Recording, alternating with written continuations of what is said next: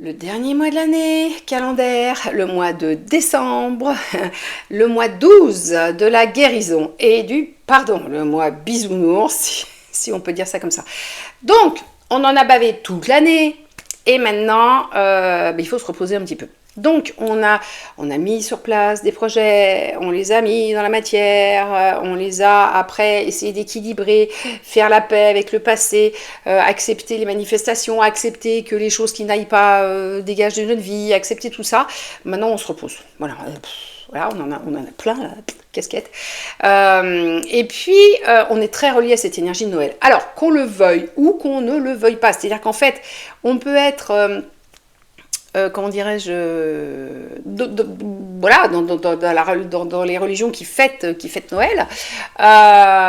Donc là, on est concerné par, mais aussi, si on n'en fait pas partie et qu'on vit quand même, on va dire, un petit peu plus dans le monde occidental, enfin, là où majoritairement on fête Noël, on est embarqué dans cet égrégore, en fin de compte, de Noël. Il y a des décos partout, il y a des cadeaux partout, et même certaines fois, moi j'ai connu des personnes qui n'étaient pas du tout dans cette religion-là, qui, le jour de Noël, faisaient quand même des petits cadeaux, même sans être liés à toute l'histoire qui est avec.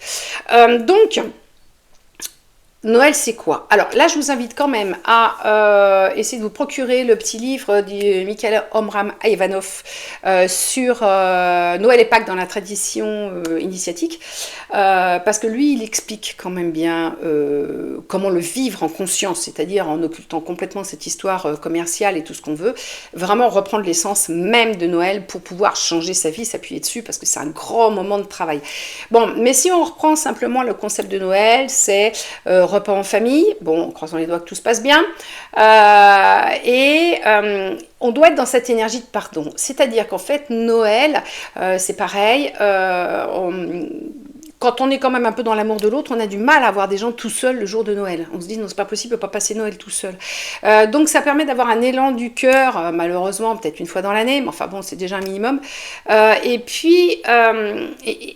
puis, quand on est à table, du genre avec des personnes familiales ou amicales avec lesquelles on s'est un petit peu embousillé la tête dans le courant de l'année ou voire avant, et qu'on est bien obligé de partager un tout petit peu Noël parce que c'est le repas de famille, donc on essaie de réunir tout le monde, et ben c'est là où il faut travailler cet élan du cœur et cet élan du pardon. Il faut pardonner aux gens. Le plus beau cadeau que vous puissiez vous faire, c'est de pardonner. Déjà, de savoir demander pardon, ça c'est un sacré truc, mais aussi de pardonner. Et là, ça apaise complètement, ça permet d'atteindre le lâcher-prise, ça permet de passer dans une autre dimension de vie. Et il n'y a strictement aucune raison d'en vouloir aux gens. Voilà, donc il faut pardonner, pardonner et pardonner. Même ce qu'on peut penser impardonnable, en faisant un gros travail sur soi, on y arrive. Mais c'est pas facile. Bon, de toute façon, distribuer de l'amour aux gens, c'est ce qui est plus difficile. Parce que aimer des gens avec qui ça va bien, bon, c'est simple, hein. Mais par contre, essayer de faire un effort d'amour, et c'est là où on est sur l'amour inconditionnel, le fameux, contre quelqu'un qu'on n'aime pas, et ben là, effectivement, là par contre, c'est quelque chose, hein. Là, ça fait plaisir à l'univers parce que l'humain, il est sur Terre pour aimer l'autre. Voilà, pour aimer l'autre, pour reconnaître l'existence de l'âme de l'autre, et pour du coup, voilà, faire ce travail-là. Sauf que bon, quand on voit tout ce qui se passe sur la planète, on est loin du compte. Bref, on est là-dedans. Et l'amour guérit tout. Voilà, plus vous êtes dans l'amour, la bienveillance, le détachement, le non-jugement, mieux vous allez, parce que moins vous êtes énervé. Voilà, déjà. Et donc, du coup, on a cette guérison intérieure. La guérison intérieure, la vraie, ne vient que par le pardon et l'amour inconditionnel de l'autre. Voilà.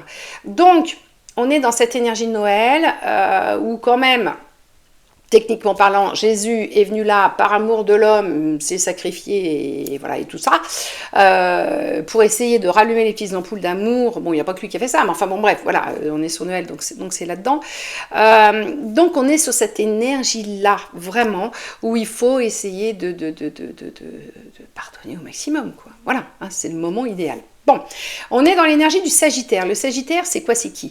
C'est cette espèce de centaure qui a donc 4 sabots sur Terre, qui est un corps d'homme, qui vise la Lune. En fait, il vise la Lune Quand on a bien fait tout son travail et puis qu'on a bien évolué, la lune, en fait, on l'a décrochée parce que normalement, au mois de décembre, on a dû déjà, enfin, on doit être dans les résultats de tout le travail qu'on a mis en place depuis le 1er janvier. Donc la lune, on l'a ramené à soi. Le Sagittaire, c'est le signe de la confiance en soi. C'est le signe, du coup, voilà, il a ses 4 sabots par terre. Il ne faut pas qu'il soit bancal, parce que s'il est bancal, sa flèche, elle ne va pas atteindre sa cible. C'est lui qui est capable de vision beaucoup plus loin dans sa vie, qui est capable de voir les choses, en fait, qui vont se mettre en place.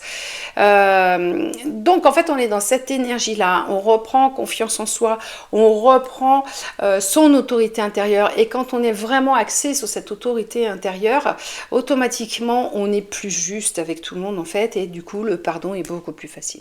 Voilà.